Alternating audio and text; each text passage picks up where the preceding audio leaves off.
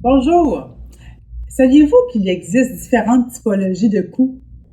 Alors, afin de mieux choisir les vidéos qui vous conviennent, voici comment déterminer quelle est votre typologie de coups. Je vais utiliser le mur pour vous aider à mieux voir. Alors, si vous avez une bosse de bison, alors la bosse de bison, c'est une bosse qui est ici au niveau cervical. Et lorsque vous allez vouloir essayer de vous appuyer au mur, vous allez avoir la tête en extension, vous ne serez pas confortable. Certaines personnes ne pourront même pas toucher le mur. Le menton serait bien levé, ce qui fait que le cou est vraiment raccourci derrière, il y a beaucoup de tension. C'est un peu la même chose avec une cause différente. Quelqu'un qui a une syphose dorsale, alors que le haut du dos est très rond, va s'appuyer au mur.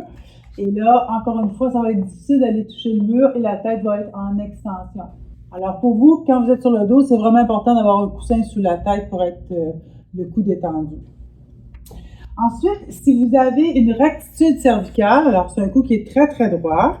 Alors un cou très droit, je vais m'appuyer au mur facilement et je vais avoir à peu près l'espace d'une main entre ma colonne cervicale et le mur.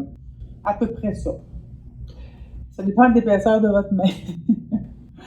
Et alors ça, c'est une typologie différente. L'autre typologie qu'il y en a qui ont la tête en inclinaison, oui, mais celle qu'on voit le plus souvent, c'est la tête en protraction. Ça, c'est facile à se voir. Là, juste dans un miroir, vous regardez de côté, vous le voyez. Mais au mur, ce que ça va faire, c'est que vous allez pouvoir vous appuyer assez facilement et vous ne serez pas en extension. Mais vous aurez plutôt l'impression d'avoir le menton très, très reculé. Alors, c'est des typologies qui ont la tête en protraction.